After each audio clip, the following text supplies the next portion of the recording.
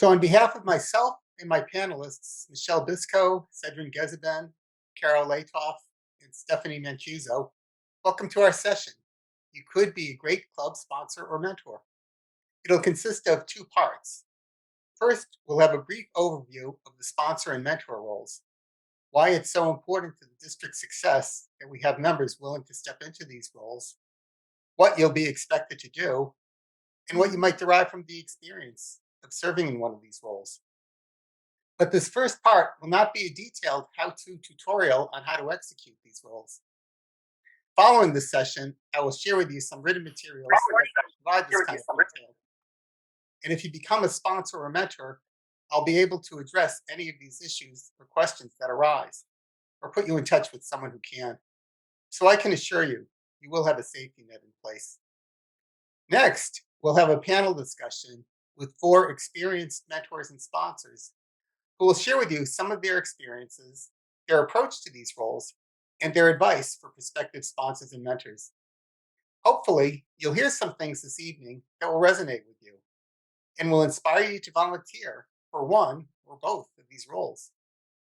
If you have any questions at any point, please put them in chat. Our Zoom master, Jack Dietz, will monitor chat and will ask your questions as soon as he has an opportunity to do so. Before we move on to the first part of this session, let me tell you a little bit about myself. I'll tell you something about the panelists when we get to that portion of the session. I spent most of my career as a lawyer, both in a law firm and a corporate setting. I've been a Toastmaster since 2014 and have served as a club president, area director, and division director. I've mentored 2 clubs, and I'm in the process of sponsoring 2 other clubs. I belong to 3 clubs: the Advanced Access Toastmasters Club in Brookline, one of 9 advanced clubs in our district, along with one of our panelists, Cedrin Gezeben, and our Zoom master, Jack Dietz; the Boston West Toastmasters Club in Needham, along with another of our panelists, Carol Latoff, as well as the Tuesday Toastmasters at MIT Club in Cambridge. I'm now going to share my screen so you can see the PowerPoint accompanying the overview of the sponsor and mentor roles portion of this session.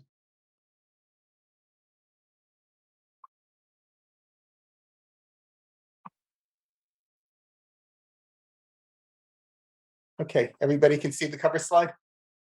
Good, terrific.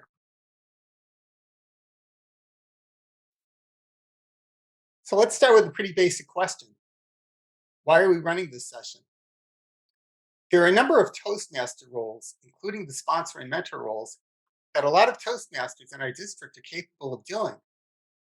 But I believe that qualified candidates don't always volunteer to take them on, in part because they don't fully understand what's involved and are therefore reluctant to volunteer, often because of a concern about the time commitment or a concern about whether or not they can be good at it. My hope is that by laying out what these roles are, and by giving you a chance to hear from our panelists who have served in these roles, we can allay these concerns and hopefully encourage you to step up when the opportunity arises, because the district is going to need you.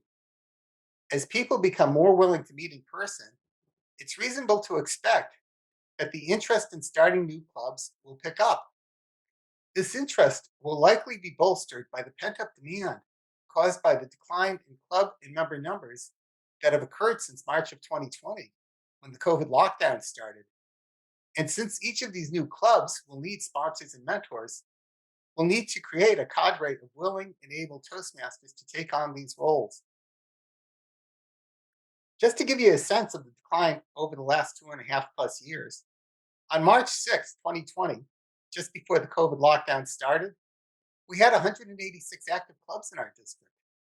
As of Friday, down to 130, 30% decline. And the decline in active numbers was even steeper, a 49% decline. Adding new clubs addresses both of these declines. If we want to remain a vibrant district, we need to grow. Let's take a moment to talk about what a sponsor does. Depending on the specifics of the situation, these duties can vary. Sometimes the sponsors generate their own prospective club leads, but not always. As you can see from the bullet points, The role has aspects of being an advisor as well as a motivator. Important skills to learn if you want to be a good leader, mentor, or coach. Often, as a sponsor steps in to work with an individual or club that wants to start a community or corporate club and is looking for help to guide them through the process. This typically means working with one or more individuals who will not become Toastmasters until their club's charter. Depending on who you are working with, the amount of work that the sponsor appointed by the district needs to take on can vary pretty widely. A good example is the preparation of the charter and paperwork. Some organizers just need someone to answer questions for them. Others need someone to take the lead in putting the paperwork together. The last slide about demo meetings, I want to just say a few words about it. Rudy King, who I'm sure some of you know, is taking the lead again this year in organizing demo meetings, which give prospective members a sense of what a Toastmasters meeting is like. If you'd like to get on his list of volunteers to take on demo meeting roles, please let Jen Tam or me know so we can let him know. Some prospective clubs, such as New England Biolabs, actually run meetings before they charter in order to build up their group of prospective members. Other prospective clubs may want a presentation about officer roles, pathways, or other topics before they charter. Whatever it is, the sponsor owns the relationship until the club charters, at which point the sponsor's role ends and the responsibility for supporting and developing the new club passes on to the assigned mentor or mentors. This slide and the next one identify some of the things you may end up doing as a mentor.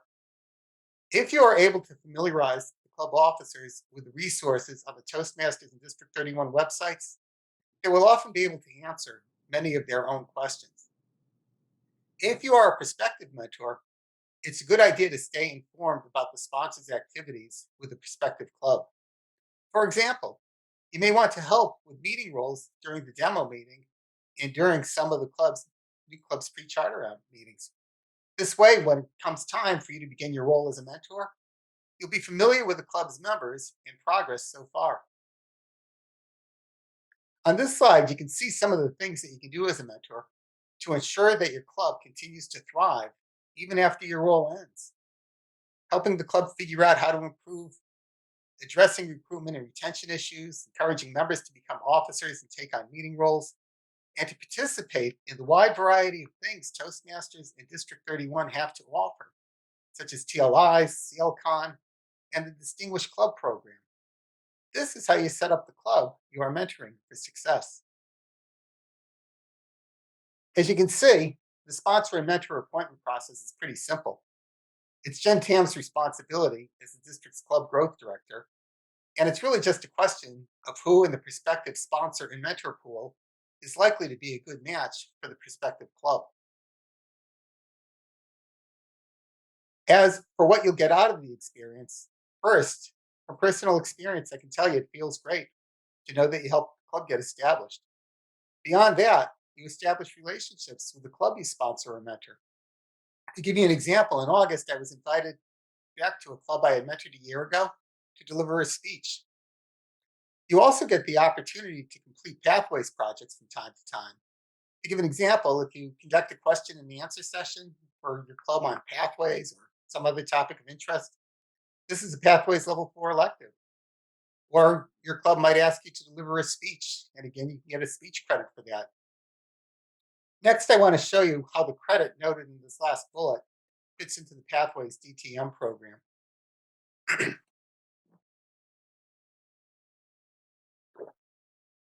So as a lot of you know, in addition to completing 2 paths on a DTM project, there are 4 other requirements you need to fulfill to earn a DTM, which you can see at the top of the graphic. Serving as a club officer, serving as a district officer, serving as a club mentor or club coach, and serving as a club sponsor or conducting a speechcraft or youth leadership program. So you can see that serving as a sponsor fulfills the third of these requirements, and serving as a mentor fulfills the fourth.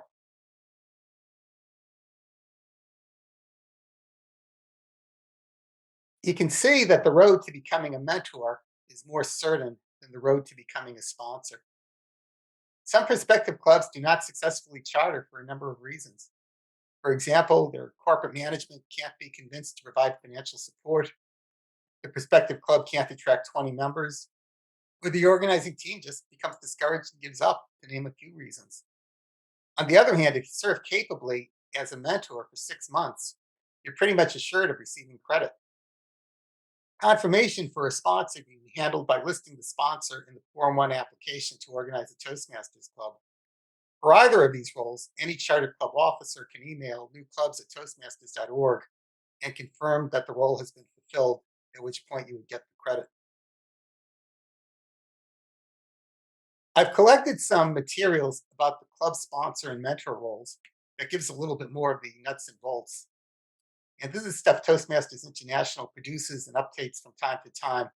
I'm going to post it on my Google Drive, and you might find it useful. You can see the topics. It's stuff about encouraging prospective members to join, materials to encourage company membership management to support a club, presenter guides, and a guide that leaders of the new club might find useful, how to build a successful club, something that sponsors and mentors may also find useful. So tomorrow morning, I'll send you an email with this link so you can access these materials. And you'll also have my email address, so you'll be able to reach me if any questions or issues arise. But be aware, as I said before, that these documents are updated from time to time. So make sure you're using the current version, particularly if you're helping to charter a club, making sure that you have the current version of the charter documents. But I updated all of these documents on Friday, so they are current, at least right now. And the link I'm providing to you, you're certainly free to share with any Toastmaster friends who might not have been able to attend this evening. To reiterate something I said earlier, don't worry about facing an issue that you aren't sure how to handle. If you become a sponsor or mentor, I'll be available to address any questions or issues that arise or put you in touch with someone who can. I can assure you there's a safety net in place, and I'm only an email away. Any questions, Jack? Anything on Zoom? Okay. With that, let's move on to the panel discussion portion of our session.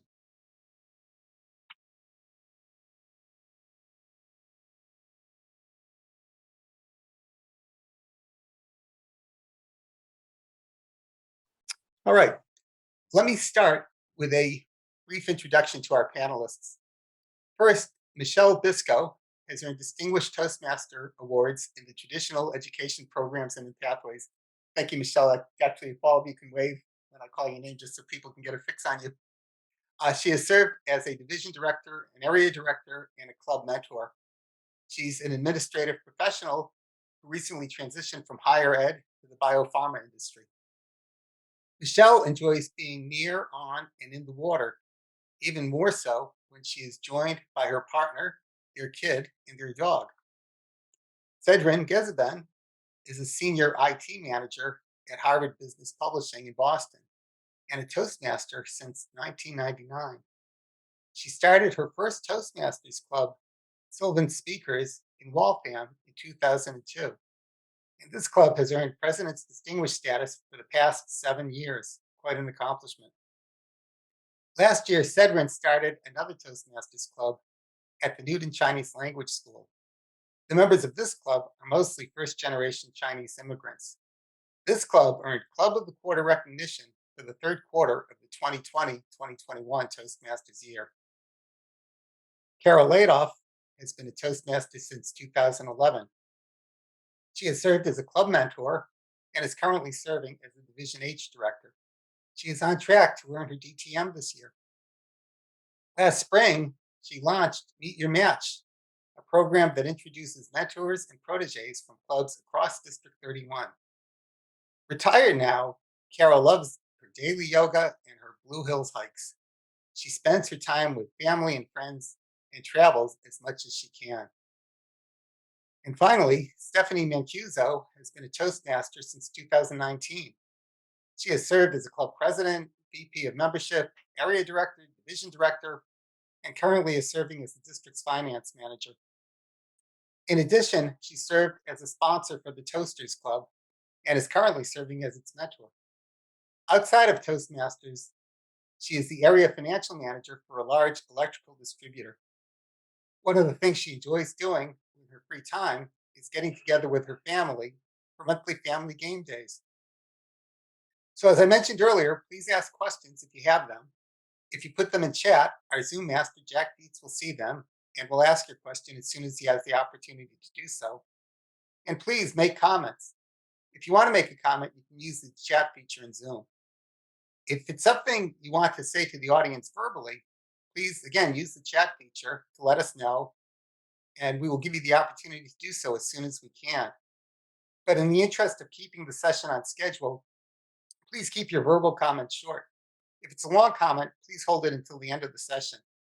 We will keep the meeting open to give anyone who wants to remain on the Zoom session the opportunity to do so. And then, in order to reduce the background noise, the Zoom host will keep all of the audience members muted throughout the panel session, but the panelists and I will, of course, not be muted. So, with that, I'm going to start with Cedrin, who I think has an interesting story to tell about what motivated her to start the Newton Voices Club and how it filled a need for a particular community. Cedrin, could you share that with us? Certainly. Good evening, David. Good evening, everyone. First, I want to thank David for inviting me to be one of the panelists. It's an honor to be a panelist today. Yes, for Newton Voices Toastmasters Club, as David mentioned, introduction, I'm a first generation immigrant. And Toastmasters has benefited me so much professionally, personally. It really changed my life. I've been Toastmaster for 20 some years and I'm still a Toastmaster. So I always wanted to have Toastmasters benefit more people, more other first generation immigrants like myself. So then my daughters, I have two daughters. They on Sundays they go to this Chinese language like Sunday school. It's always Sunday afternoons. And the Newton Chinese language school is one of the largest and oldest Chinese language schools in New England area. So they've been going there for many years. Typically Sunday afternoon they would take classes, and where they were taking classes, I would be waiting for them in the lobby or library, just trying to read book or do something. Then one day I thought, and then I noticed there also was other parents like myself waiting for their children where they're taking classes. Then I thought, well, why don't I just start a Toastmasters club right here? And then the parents, where they're waiting, they can participate in Toastmasters club. So I shared this idea with a few of my Chinese friends who are also parents of the Newton Chinese language school, the students. And then I shared the idea, talk with the principals, Newton Chinese language school. They said, oh, that's a good idea. That's how this club got started. Thank you for sharing that, Cedrin. What I love about that, a few things I love about that story, but in particular, it just shows how there's opportunities out there for people who want to be sponsors or people who want to start a club by just keeping your eyes open and seeing where an opportunity exists. So here's a group of people who basically had an hour to kill. You could spend it reading the newspaper or whatever, doing the crossword puzzle, but it's a full hour chunk. It's something you can actually make a Toastmasters meeting out of. So different situations arise for different people. I'm not suggesting that Cedrin's situation is uh, typical, but it's certainly not unusual to see opportunities arise if you keep your eyes open. And I think the story illustrates that beautifully. Stephanie, one of the things you had mentioned to me was that advanced preparation was essential to your performance as a club sponsor. Can you tell us about the things you did to prepare and how it contributed to your success? Absolutely. First of all, thank you for giving me the opportunity to participate tonight. I've really enjoyed this experience so far. I felt advanced preparation was very important for me. I was not the most experienced Toastmaster when I became a sponsor. I had only been a Toastmasters for less than 3 years. I didn't even know what a sponsor was. I didn't know that there were sponsors. for new clubs. Therefore, I felt I really, before fully agreeing to be a sponsor, I had to do a lot of preparation. I had to look into everything that went into being a sponsor, which was a lot of what you shared earlier tonight. I wanted to make sure that I could fully understand what the role was for me and what I was agreeing to. So I fully invested myself in learning that process and learning what was going to be expected of me and what I was going to have to give to the club. And one of the key things, as you mentioned earlier, was the paperwork. I knew that would be a big part of it.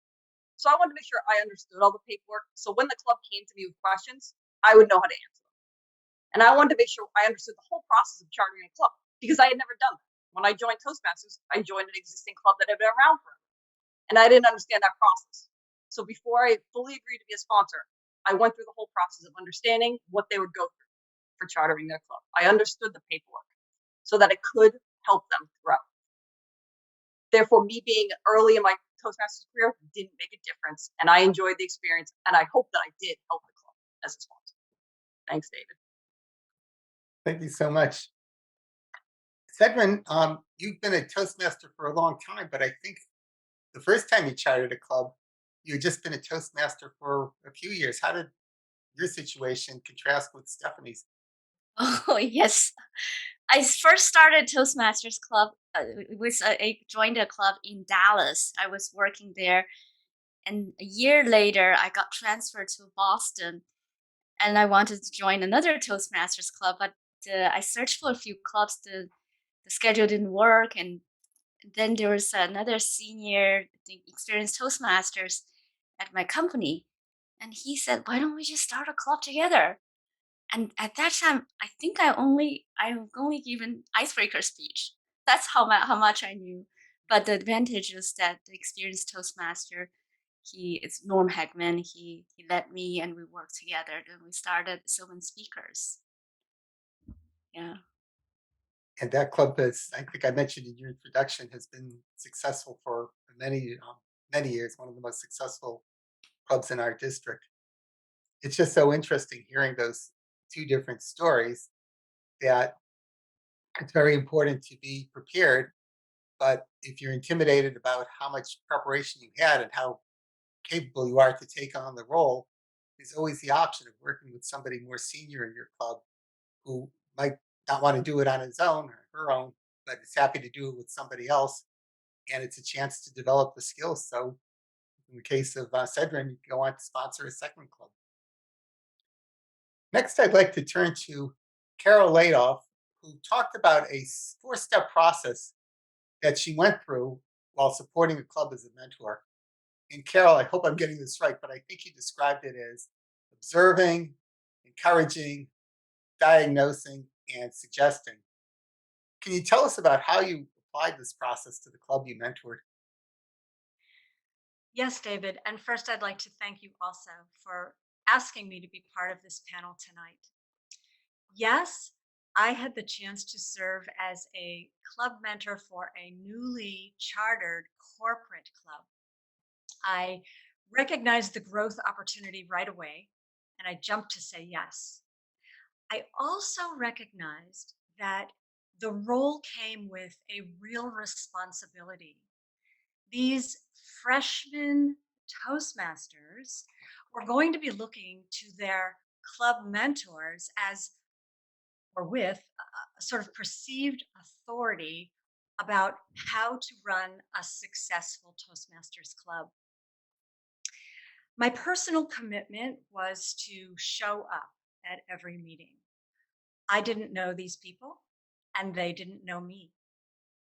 I decided to take this approach that I would observe to learn more and listen to understand how to best support them. As it turned out, this approach served me well for a couple of reasons. One is that it was an acknowledgement and a reminder for me that I wasn't the president, I was a guide. And secondly, that my role was to assist, not to drive the club to success. The other piece was that this approach allowed me to notice what was working well.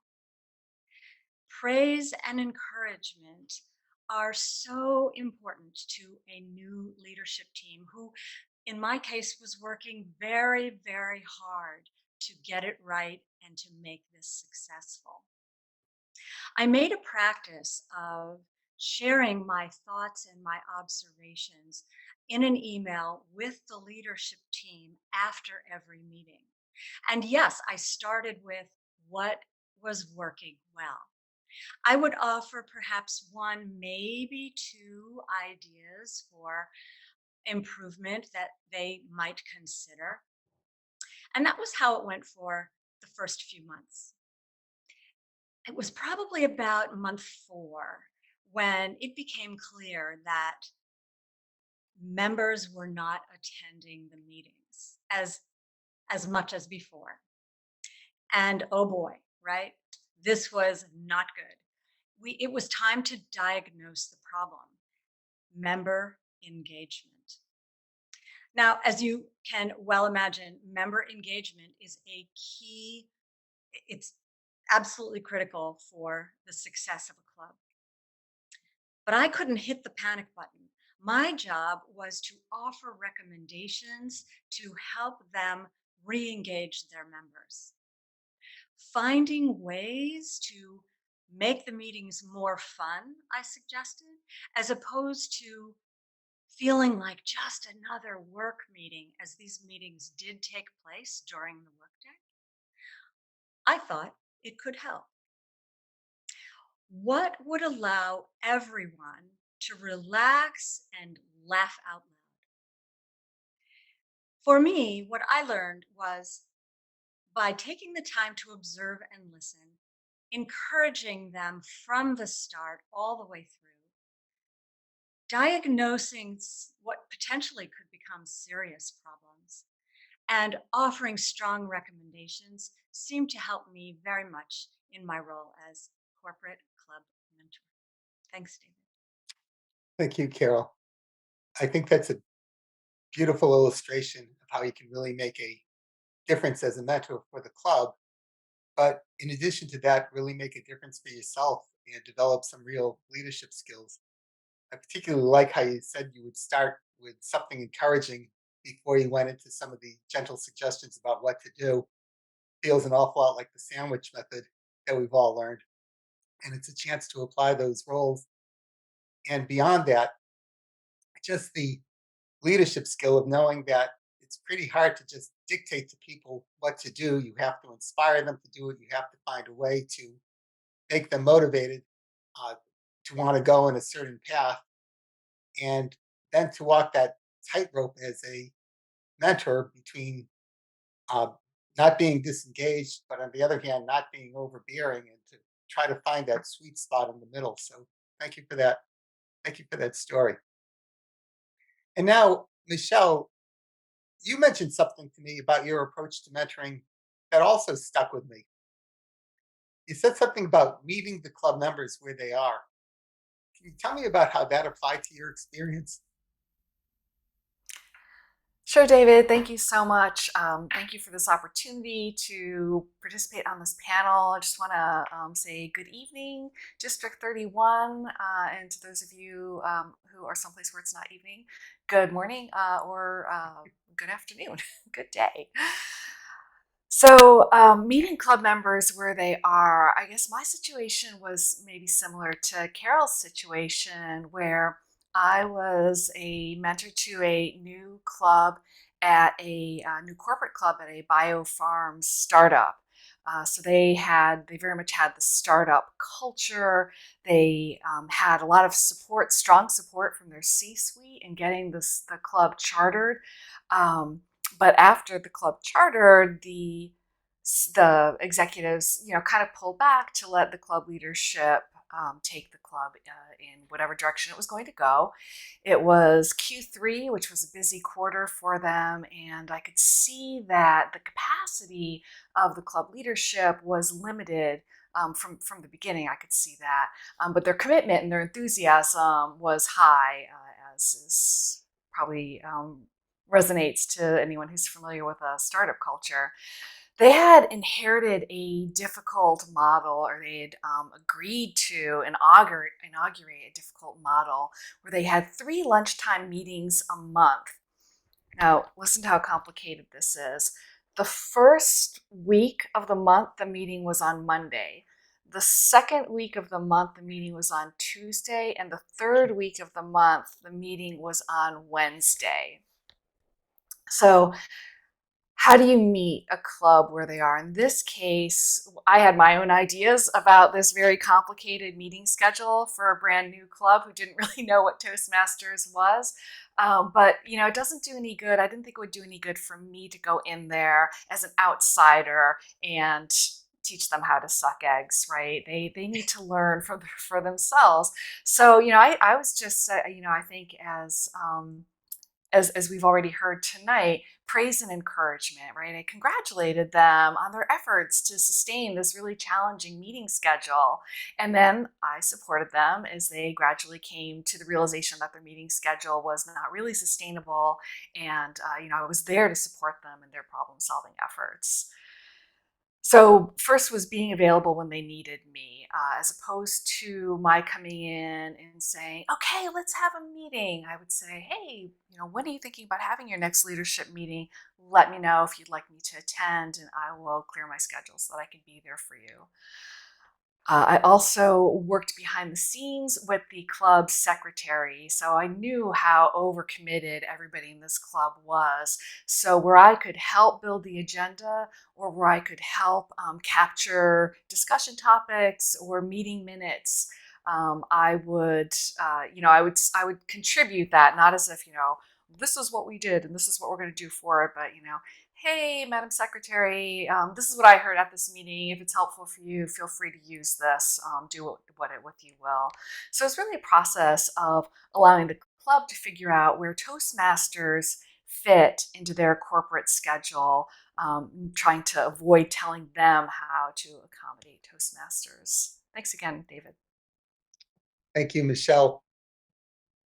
That story reminds me, and forgive me if I get this a little bit garbled, the Irish prayer that I think something goes along the lines of God, grant me the courage to change what I can change, the serenity to accept what I can't change, and the wisdom to know the one from the other.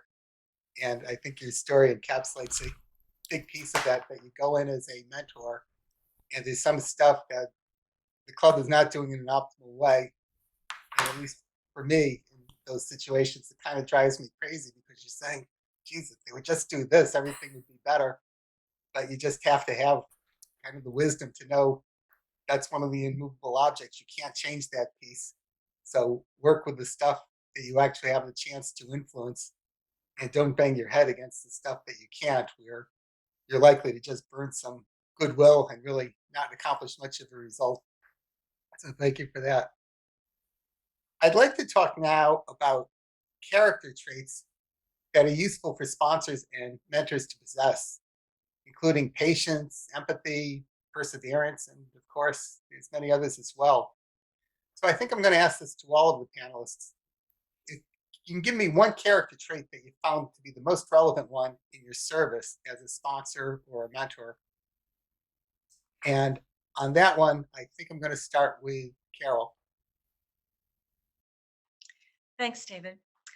My experience was that open mindedness really helped me.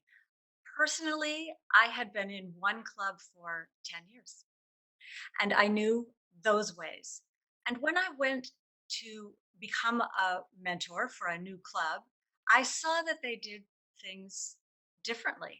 Now, differently isn't wrong, but what is important is that the way that they do things, whatever it is, works. And it works to engage the members and attract guests.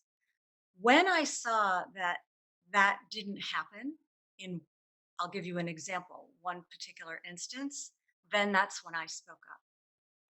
This was an instance where the VPE was charged with filling every role at every meeting.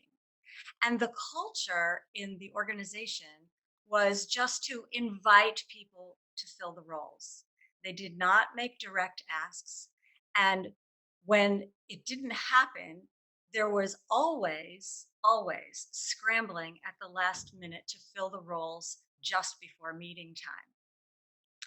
Eventually, I suggested perhaps they could ask for volunteers or in actuality try to fill the roles of the key players at the end of a meeting so that they knew that the Toastmaster, the general evaluator, and the prepared speakers were in place for the meeting that was coming up. And this seemed to work out well. But open-mindedness was important because sometimes, in fact, most of the time, the way that they did things it worked perfectly well. Thank you, Carol.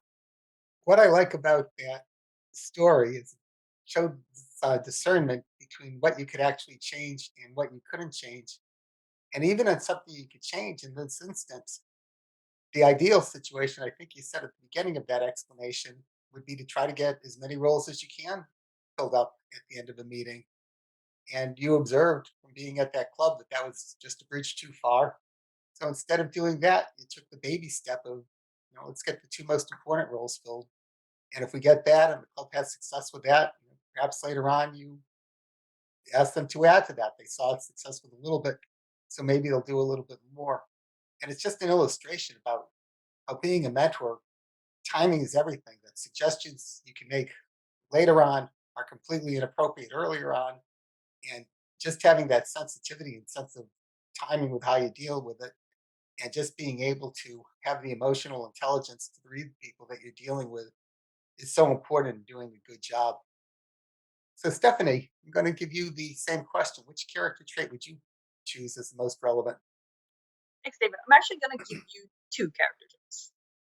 For me, the traits were patience and adaptability. I am not a very patient person. And this is something that I've been working on not just in Toastmasters. So for me, this was something good that I could practice. I like people to respond to me right away and work on my time frame. And one thing I think we all have to realize is Toastmasters is a volunteer organization. So when we're working with somebody, in my case, to charter a club, it doesn't necessarily have to be on my time frame. If I send an email or want to meet and they're maybe a little slower or can't meet at a certain time, I had to learn to be patient and do it on their time frame. I had to adapt to what worked for them. And it was good for me to go through that process of realizing that not everybody responds as quickly as I would necessarily like. And I'm not even talking about them responding really slowly. I'm talking about maybe 2 days to an email, which I think is acceptable. I just like it to be a day. So for me to go through the process and accept a little slower response, it helped me work on a skill that I think I had to work on. I had to be a little bit more patient, and I had to adapt to when was best for them to meet because it was their club we were chartering. I was helping them through the process. And these are skills I had to have to help them successfully charter their club. And it was also good because it helped me work on something I was trying to personally work on. So patience and adaptability were really important for me throughout this process. So, I was just thinking, at least for me, going into a mentor role, I think there's certain things that are comparative strengths for me, certain things I do better than other things. And I always think about playing to my strengths because then you can actually contribute something valuable to the club. But you gave a very good illustration about how sometimes you don't have that luxury. You have to work on a weakness, which is an opportunity to learn. And you should view that not as an obstacle, but really as a gift. It's one of the chances to develop. It's always great to hone something you're already good at, and there's certainly some value to that, and you certainly improve doing that. But to have the opportunity to work on a weakness, particularly when you're able to identify that weakness in yourself, is just a great example of how the role of serving as a mentor gives you more than just credit to getting your DTM. So next, Cedrin, I'm going to ask you the same question.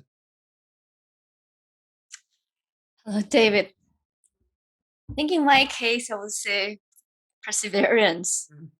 So for Newton Voices Toastmasters Club, it took a long time to prepare. As I mentioned, we talked with district, finally got the demo meeting scheduled, with the Newton Chinese Language School, the board member, principal, and then with the prospective members. So then we set the demo day on March 8th. It's Sunday, March 8th in the afternoon, 4 o'clock. And guess what? On that day, a few hours before the meeting, the Newton Chinese Language School announced they're canceling all the schools. They're closing the school because of COVID, and they're going online. And then that's it. Everything what I did, I worked. It was just everything stopped. I had to quickly tell Trevor to say, "Well, sorry, there's no more meetings." And then after that, it took about another 9 months before the club was finally chartered.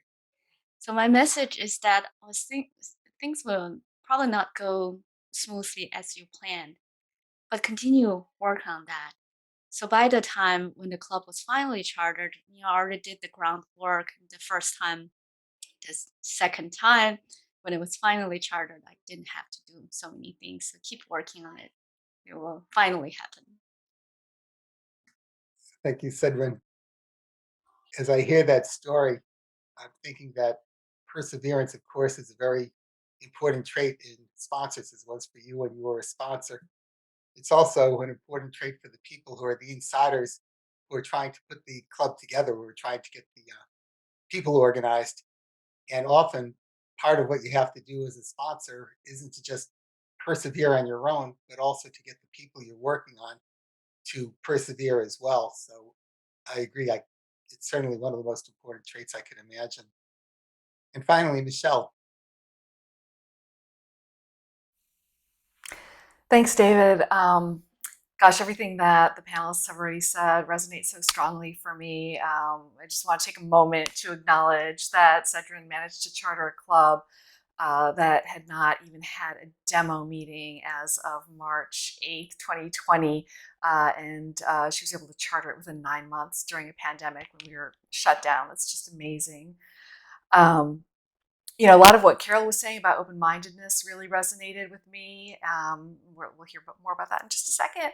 And then also I loved Stephanie's comments about learning the very skill that she was trying to, or that she needed to demonstrate to succeed in her role. So for me, the skill or the character trait that was most useful was having a learning mindset. So again, it's pretty similar to what Carol, I think, was saying about open-mindedness. But for me, it was really important to just keep in mind that in my role as a district leader, right, as a club mentor, I was not only trying to grow others, grow this club and grow the club leaders and grow the club members, I was also trying to grow myself, right? When I walked into that club meeting, that new club meeting for the first time, I had as much experience being a club mentor as their club president had being a club president.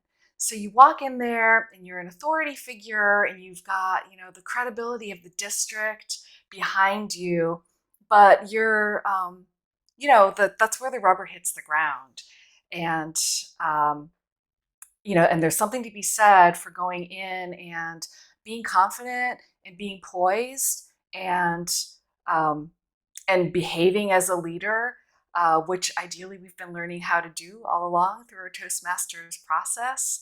But it's okay to also realize I don't know what I'm doing, and to have that vulnerability and to own it, and to let people know that we don't stop growing as Toastmasters. I think that can be a very inspiring message.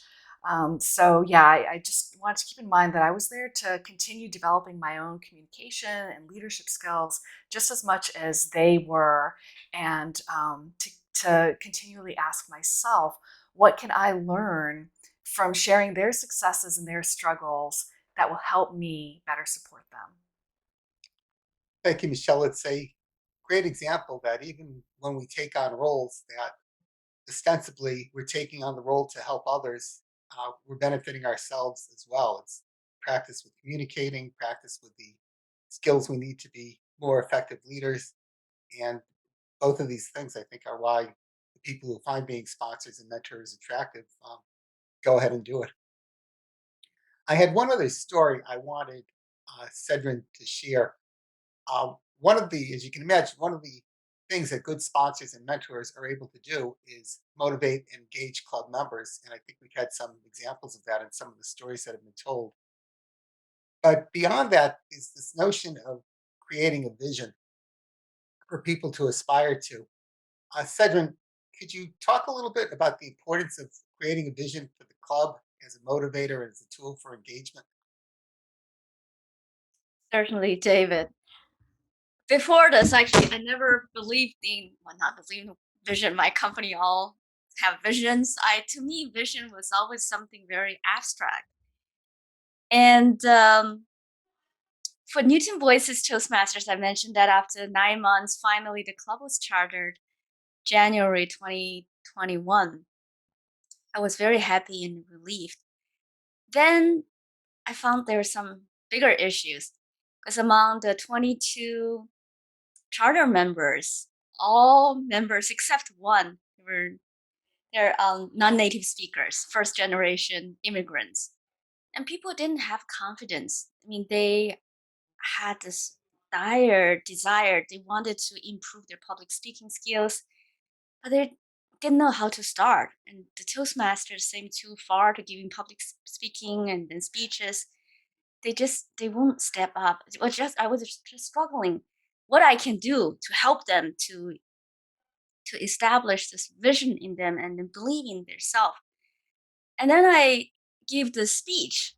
I called the vision, try to engage them. So I called it "I Have a Dream" speech. So this is something I go went like this. He said, "I have a dream that one day one of you from this club, Newton Voices Toastmaster Club, will stand on the stage of District 31's championship speech and competing with all the native speakers, and you will bring home that trophy, the championship trophy, District 31 champ, to this club." And then I said, "I have a dream that one day one of you will stand on the stage attending a professional conference in your area and give a like killer presentation and all these things. And I have a dream that one day you will get that long deserved promotion." That because of Toastmasters. I also mentioned that this is not just dream because I have seen all these happen in the other club. The other club I helped charter Sylvan speakers. In that speak club, we had two first generation immigrants and they were District 31's humor speech champions.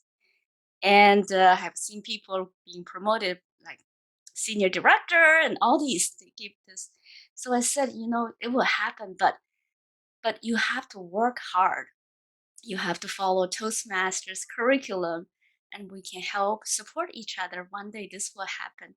So I think the speech was very well received. So I established this vision.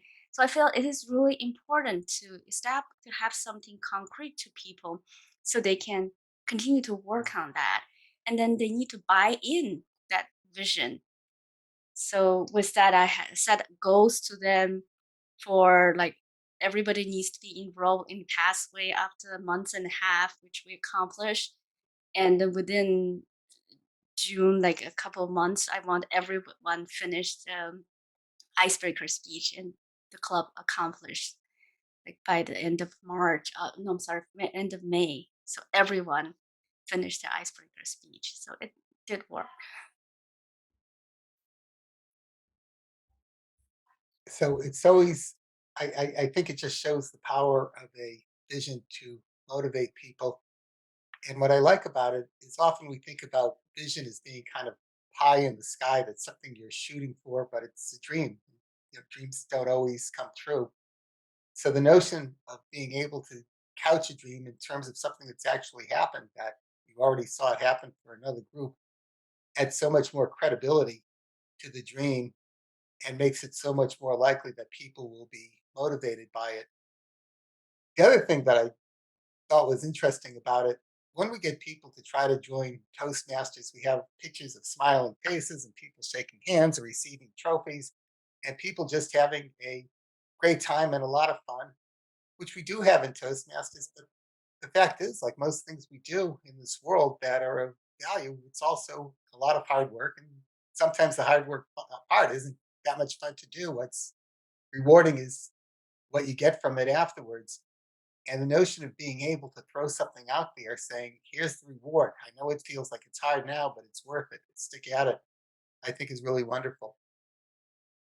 So some of the people on this call were either sponsors or mentors by themselves, and others had co-sponsors or co-mentors. And I suppose there's pros and cons both ways. And I just wanted everybody to weigh in about which way they did it, or which uh, way they think was better for them.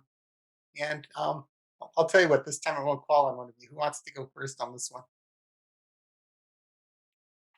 I'll go Okay, first, David. go ahead. I loved being a co-mentor. For me, I was a first timer and I loved, loved, loved having an experienced club mentor working with me. We, of course, connected before I even set foot in my first meeting. And she gave me sort of her idea about what a mentor does and how we should be. And then we would debrief after every meeting. We didn't always agree on things, but we had an opportunity to learn from each other. And I loved it. Terrific. Um, Michelle, you're smiling, so I'm going to take that as a I volunteer. Absolutely, David. I also agree 100% with the experience that Carol just shared. I also had the privilege and honor of being a co-mentor, and obviously, the first great thing about that is the opportunity to meet new Toastmasters, somebody from elsewhere in the district from another club with a similar set of goals to my own, and different place on their path, and just kind of share success stories and tips and tricks and war stories. That's what's who doesn't love that. Yeah, the exposure to a different perspective while working collaboratively with someone on a shared objective. Of course, and Carol alluded to this as well. One of the challenges can be presenting a cohesive front to the club, because you want to be careful that you're not contradicting each other and injecting confusion where there doesn't need to be. So maintaining an open communication behind the scenes and staying on the same page is really important, but hugely rewarding to have a co-mentor, and that image of the safety net that you provided before. Co-mentor, even if I think in my case we were both relatively at the same experience level, which was 0 in being a club mentor before, but just having somebody else there with you is so helpful.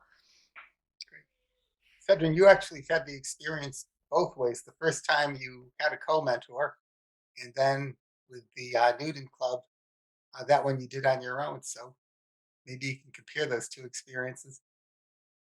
I like both. But the first one, I didn't really have a choice, and I was very lucky. Norm Heckman, who was an experienced Toastmaster, so we worked together. Mostly he was guiding me, and I was just doing the work, so it worked out beautifully. For the second one, Newton Voices Toastmasters, since I'm familiar with all the Toastmasters process, and I just did it on my own. So that's has advantage as well. I didn't have to wait for people to consult with other people to say, can we do this? Can we do that? I did everything on my own. I enjoyed both. Thank you. And then Stephanie, I think you did it on your own. I did, and I have to say, listening to the stories from Carol and Michelle, I am a little jealous. I feel I missed out a little bit of meeting some new people and having people to throw ideas off of, but I did enjoy doing it on my own. There's the time factor. Sometimes with all this work of being a sponsor, there is some work you do on your own, and it's nice to be able to do it when it's convenient for you. To go through the paperwork, look over everything. We're all busy. We have lives, we have jobs, and sometimes you want to do it at late at night or early in a weekend morning, and not to have to set your schedule with somebody else. it's nice to be able to do that. And I think that's one of the advantages of doing it on your own that I personally enjoy myself. Thanks, David. Thank you. So I served as a mentor twice, I think, as I mentioned earlier, the first time on my own and the second time with a co-mentor. And the first time I think I was given a choice and I wanted to do it on my own. And my thinking was I didn't want the leadership of the club to get confusing messages from two people, similar to what Michelle said. And I also walked in, being a little inexperienced in the role, thinking I'm going to visit the club, I'm going to get a vision of it, and I'm going to try to get the club to follow this vision, which is exactly what Carol told us is probably not the smartest thing to do.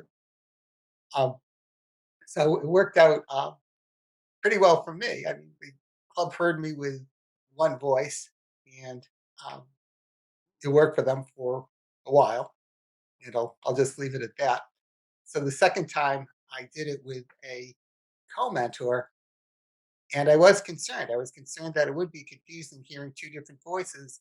And in fact, although my co-mentor I thought was very capable, I liked her a lot, but we just had different perspectives on a number of issues, I think, based on experience we had in Toastmasters. So in fact, the club was getting different messages for the two of us. And at one point I asked the president, isn't that a problem for you?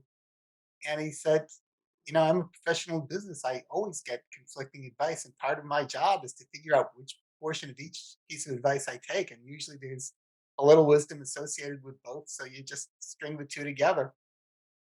And I thought, what a wise thing to say. You should trust the members of your club more, that they aren't as easily confused as you might be worried about. They'll figure it out. But the one thing he liked is since there were two of us, we were able to cover all of their officer meetings and we were able to cover virtually all of their club meetings. And they just appreciated having somebody present and having two perspectives. There were certain things that I would just pick up on that I thought were things they needed to do better. My co-mentor was picking up on a somewhat overlapping list, but somewhat not overlapping. There were things she saw, and after she mentioned them, they became obvious to me, but they weren't things I necessarily would have mentioned. So even if it's not the most comfortable style for you, sometimes it's good about thinking what's good for the club instead of what might be personally good for you. And I certainly can think of a number of circumstances where a club might be better served by having two mentors. If only we have the luxury in this district of being able to assign two mentors every time a club needs one, but maybe we'll get to that point. My next question is to find out about a skill that you think service as a sponsor or mentor helped you to develop or refine. And I will start with Michelle on that one. Thanks, David. I don't know if this counts as a skill, but where I saw the greatest, I guess, growth and refinement was in confidence. And leadership is a journey. Certainly for me, I think for all of us as Toastmasters.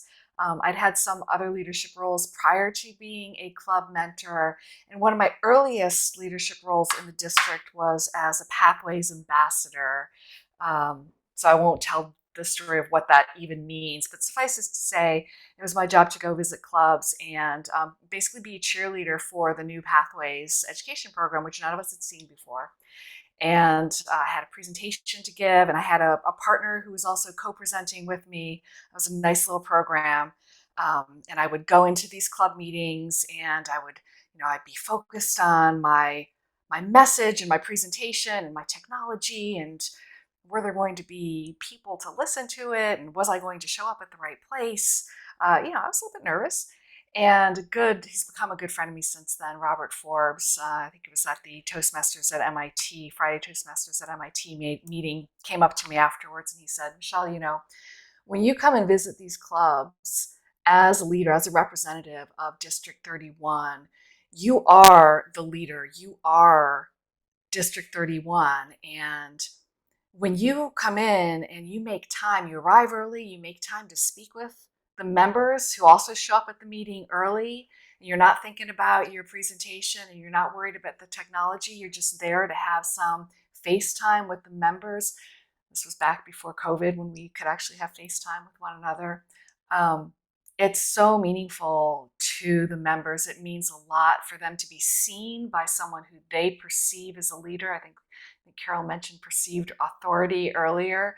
It carries a lot of weight with it. So what I've learned in the process, and certainly the experience of serving as a club mentor helped reinforce that, was no matter how nervous I am or how prepared I am, when I get into that moment where people are counting on me to be the leader, I've got to lead her up. I love that expression, leader up. I think we should get t-shirts made for all of our new sponsors and mentors saying leader up. Probably a good reminder for all of us. So, Stephanie, let me ask you the same questions about the skill you would pick. Yeah. So one thing that I really enjoyed about my time in Toastmasters is learning a lot about communication, learning a lot about communication styles, about my communication style, other people's communication styles. And I think this process also helped me because I had to communicate with people I didn't know before in many different means. I communicated with them through email, through Zoom, and then eventually in person as well. And it was a nice experience learning new people in different styles. And it was a different process to me too. It wasn't just on Toastmasters meetings and giving speeches. This is a process of helping them achieve a goal and communicating with them throughout that. And they did have different styles than me. And it goes back to me learning to adapt to their style and communicating with them. And it was a skill I was learning to refine, is my communication with them. And it's something I've enjoyed throughout my time at Toastmasters, learning more about myself and others. And I think it really has helped me more throughout this process as well. So it's interesting when we think about communication in Toastmasters, we think about speaking skills and giving speeches. We think about listening skills in terms of evaluating and hearing what's being told to us. But in both of those skills, as we typically do it, it's unidirectional in each case. You're either in listening mode or in speaking mode, not in conversation mode. And this is one of the places where you actually learn how to have effective conversations as you're starting to guide somebody, either being a club mentor or even being an individual mentor. Um, so, an opportunity that Toastmasters gives you, even if not in the typical club meeting. So, who haven't I called on? Cedric, or Carol, sorry. Well, just to build on what both Michelle and Stephanie were saying, and even what you just said, David, I narrowed the skill that I got most to develop during my time as a mentor was listening, a very keen listening skill. And all I'm going to say about it is, where in your life does keen listening not help? At the end of the pathways, when you have to assess your development of the skill, whatever the skill is, do you know how you can apply this outside of Toastmasters? Yes, listening is across the board important for having a great life. And I've learned more of it as a mentor. Good. Thank you for that. And now, Cedric. Yes, I agree with all the three panelists.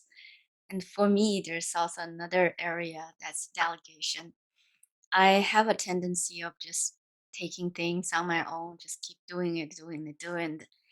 So this happened with when I was preparing to charter Newton Languages, Newton Voices Toastmasters.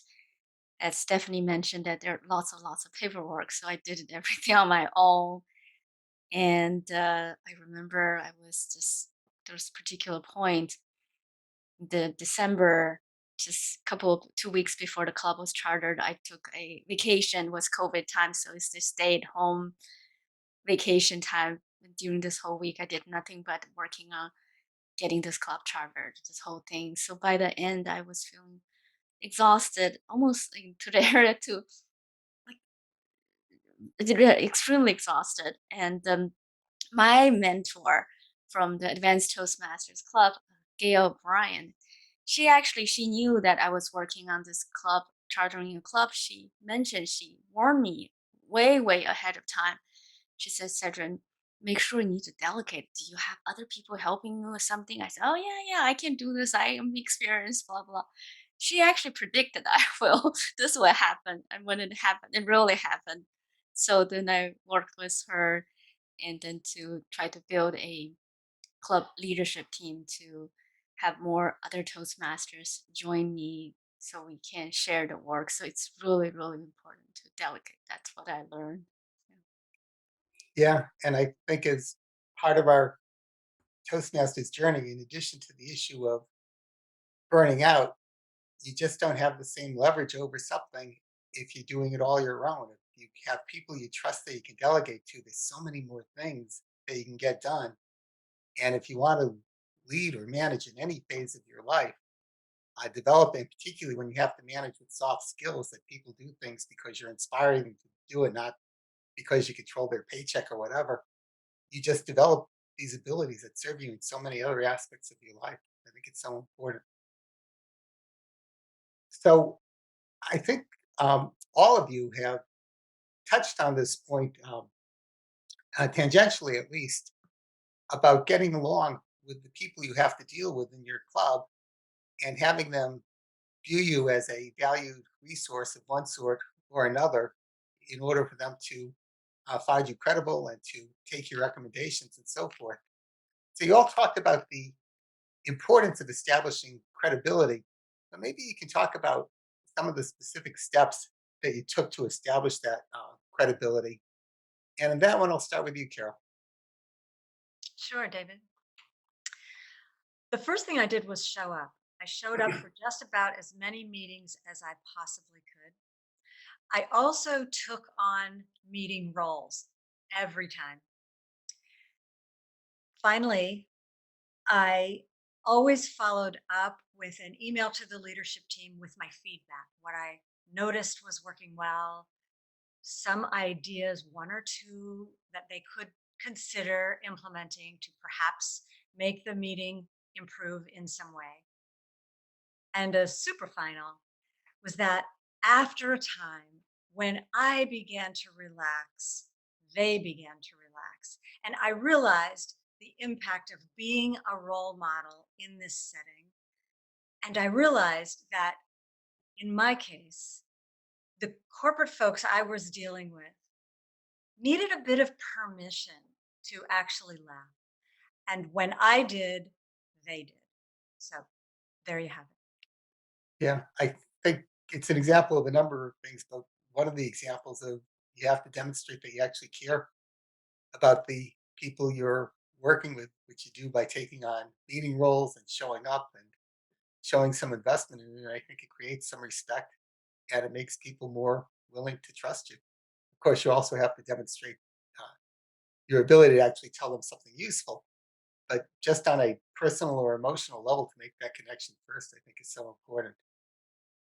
Stephanie, what do you say on this topic? What did you do to establish credibility? There were a few things I did. One is I tried to set expectations early of what they could expect from me and what they wanted from me. Therefore, I knew what they thought my role should be.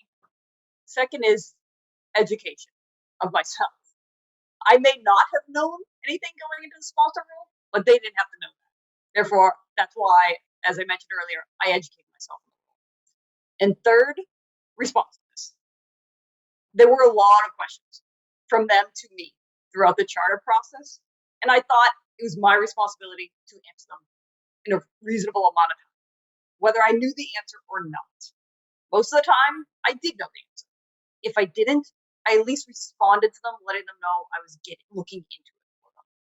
Therefore, at least had credibility that I was there for them as a sponsor. I wasn't leaving them out there without anybody to help them. As you mentioned, we have a safety net with you, whoever's running the program, and they have a safety net with us. We're there for them to try to help them. And I think that gave me credibility of I either have the answer or I will get it for you in a reasonable amount of time. Thanks, David. I think that's so interesting. A companion piece to the answer that we got from Carol, who also uh, gave some examples of some things she did to show the club that she cared about them. And you gave some different examples, but I think going to the same point.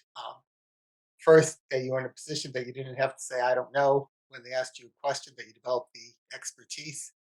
And second, that when they called you, they didn't have to wait a week to get a call back. You knew that you were considered the club enough of a priority that you would get back to them fairly promptly. But again, it's demonstration of the caring. Cedrin, how did you establish your credibility? I agree with Carol and Stephanie.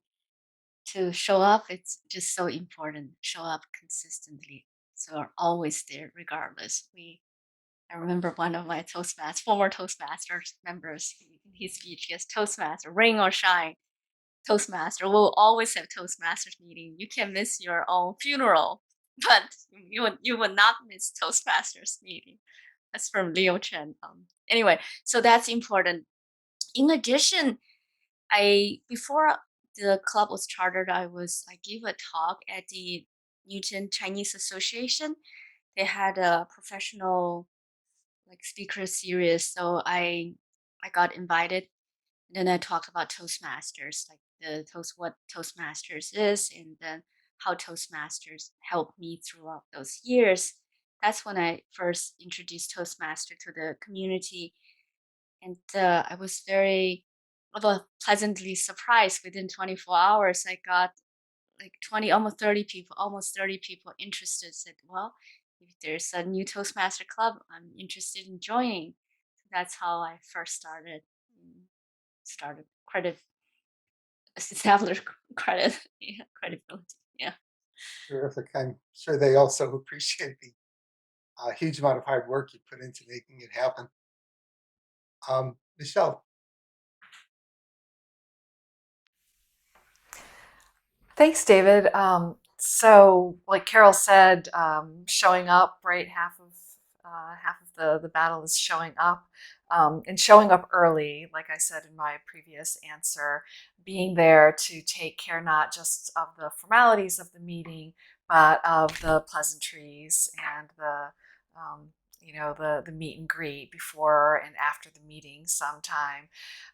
Like I said, this was a corporate club. It was a startup, a biofarm company, and I was coming in as an outsider. So I didn't have the credibility of being somebody who was a member of their community or was a recognized speaker. And I just have to give props again to Cedrin, the story that she told earlier about giving her I Have a Dream speech. I'd love to hear that speech sometime.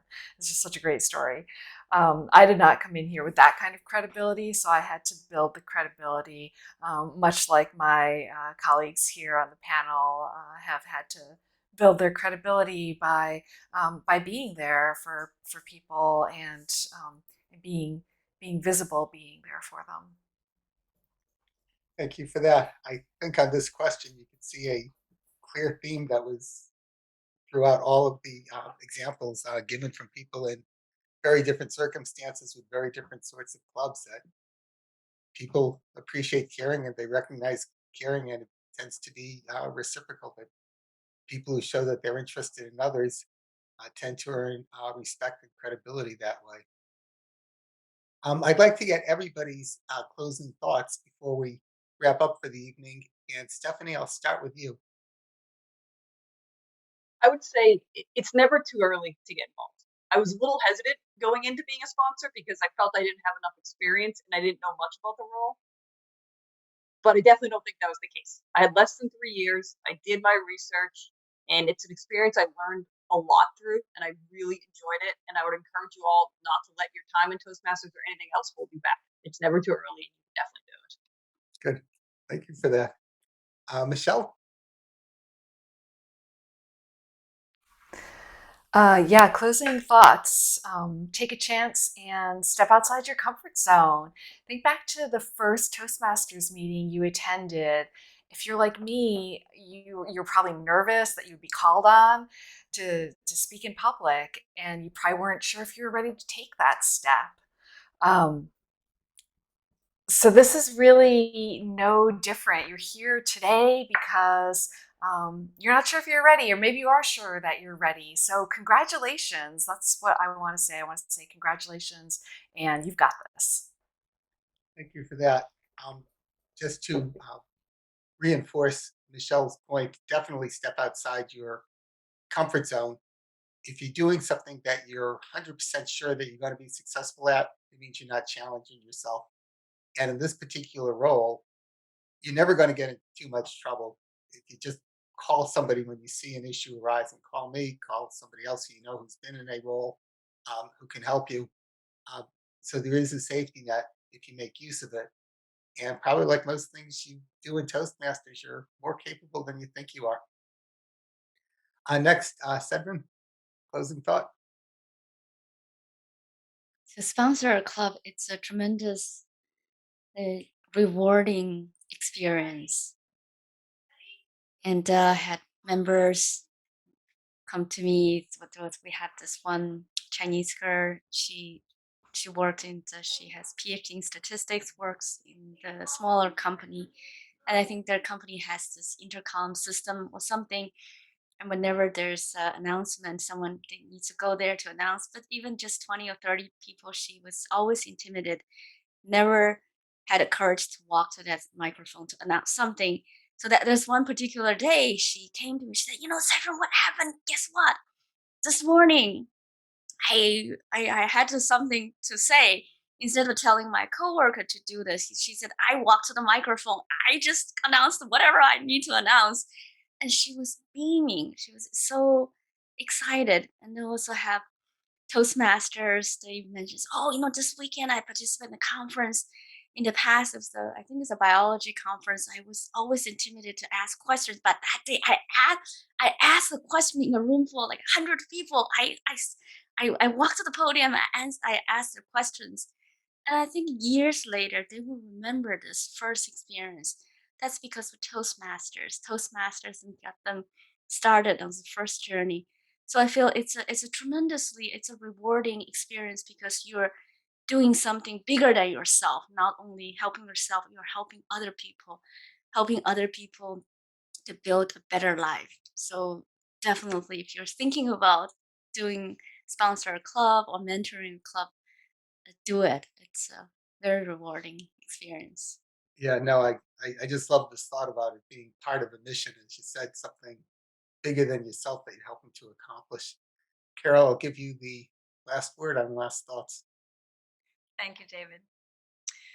My last thoughts are, if you have the chance to become a club's mentor, jump on it. Ask any teacher. We learn when we teach. You yourself will grow, and at the same time, you will be significantly allowing another club to grow and develop. Well said. So I think with that, we'll wrap up for the evening. I haven't seen any questions. If there is one, happy to take it. And if not, just want to thank you for attending, for your interest in this session. And of course, I'd like to thank my panelists again, Michelle Bisco, Cedrin Gezeben, Carol Latoff, and Stephanie Mancuso for the preparation time they put in and for the thoughtful answers they were able to provide tonight. And last but certainly not least, special thank you to my good friend who I've known for quite a few years now, our Zoom host, Jack Dietz, and of course, our District 31 Growth Director, Jen Tam. If anybody wants to talk further, please stay on the call. I'm happy to stay on for a while. I think all of my panelists are as well. And with that, good night and stay well. Thank you. Thank you, everyone. Thank you. Thank you, Dave.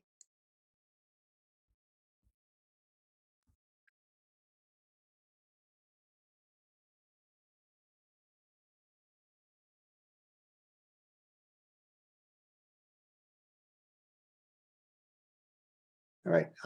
Lynn and Shada, are you staying on with the question or? Okay. Yeah, I just wanted to say hello, and I apologize that I was not in the first session of the meeting because I had another commitment. My mother is visiting me, Okay. and we're celebrating her 85th birthday. So I was like in a bit of a juggle there or here. And as soon as I got home, I said to myself, I have to start this and get in wherever they are. So, but whatever I, learned during the time that I entered, it was helpful, and I will definitely rethink into a sponsor, mentor, and now I know who to go to as well. So thank you very much. So Shada, you'd be terrific in either role, I have no doubt. And I would also say, when it comes to a choice between Toastmasters and your mother, it really isn't a decision. So I think you did the right thing. Okay. And Lynn, Hi. First, I want to thank all of you. It was really great. And I really like what Seldrin was saying about starting um, your club with the Chinese people because for me, like, I will have been in Toastmasters just 2 years. And down the road, I'm going to be working for the church. And my mentor and I are working on a way that I can start, um, a club for people in the church. And when you were talking, I thought, wow, you're saying just exactly that we just figured this out a very short time ago. And all of you talking really like gave me hope because if I were left to my own devices, I would not be doing that, but because Toastmasters is teaching me so many things just besides giving a speech, to be a leader and to make a commitment and to follow through and things. It's like, yeah, and listening to you gives me hope that I'm not going to be able to do it by myself, and I certainly have no intention of doing it. But I know that I'm going to have help, and and I think too, being able to ask for help as opposed to thinking that, so I'm really glad that I came, and I want to thank all of you for what you've said. And see you Thursday, Stephanie. I was just Bye. going to say thank you for that very generous comment, Lynn. It really made my evening. I mean, this is really one of the purposes of doing something like this It to was have great. somebody on the call who's listened to it and saying, this is really helping me think I can actually do this and to have an actual situation where you want to do it. But it's a good example that there's very few times in Toastmasters that you have to reinvent the wheel. That what you're planning to do, even if somebody hasn't done something exactly like it, it's probably similar enough to what Cedric did that there's probably some pitfalls she could tell you about along the way and some things to do it in the most efficient manner and other resources as well. You just have to throw it out there, let people know that this is what you're trying to do, and the help is there. Yeah, that would be great. Yeah, thank you. Michelle, go ahead. Yeah, I just want to say congratulations on 2 years, Lynn, and I am very much looking forward to hearing the story about your starting your new club at your church. Well, it's not going to be for a while because I have to find the parish first and then get connected. But we're building the arch to walk through, and it's it. I cannot believe how excited I am, and you know, because I did not think that Toastmasters would ever be able to do this, and so this whole new area is, I'm just like, I'm over the moon. And yeah, so it's first I have to be, a mentor for a club, like for a person. I haven't done that yet. So what I would say, just forgive me for giving a unsolicited piece of practical advice. So this is a church that you're a member of. It's the Catholic Church, and so what I'm doing is, I'm going to bring kids and young people to learn the catechism and to learn what to do in this world, so they're in the world but not of the world. and that is what I'm going to be doing. Okay. And Toastmasters is a way to do it, to bring the kids in and to be able to talk so they can give a speech, Got it. on something Catholic as opposed to, and so it's going to be kind of cool. So what I was going to say, a very common situation with sponsors, and I think I might have said it in my slides, is often you have one person who's kind of the insider with the organization, and then the outsider from Toastmasters. And in fact, the insider in the organization doesn't have to have any Toastmasters experience at all. Forget about the 2 years. It's somebody who kind of makes it happen, gets the 20 members, whatever, and it just kind of does a lot of the footwork to try to organize the group of people who will do it. And then the second sponsor that District 31 would appoint for you would either help you with or take responsibility for the paperwork. So you can kind of divide the, I was going to say Mr. Inside, Mrs. Inside, um, it's kind of divide the sponsor role between the two of you, that the person more expert in Toastmaster stuff can do the Toastmaster piece, the person more expert in the institution can do the institutional piece of, you know, finding the 20 members or however many members you have, and getting that together. Then when you have the club and you're a member of that club, you're entitled to get a sponsor credit for yourself. And then the person who was helping you, who had some more Toastmasters experience, more sponsor experience, um, would get a credit also. And that's certainly a frequently used model. Oh, that would be great. Yeah. Thank you. Yeah. All right. Good. Thank you. All right. Hi, Jen. Okay.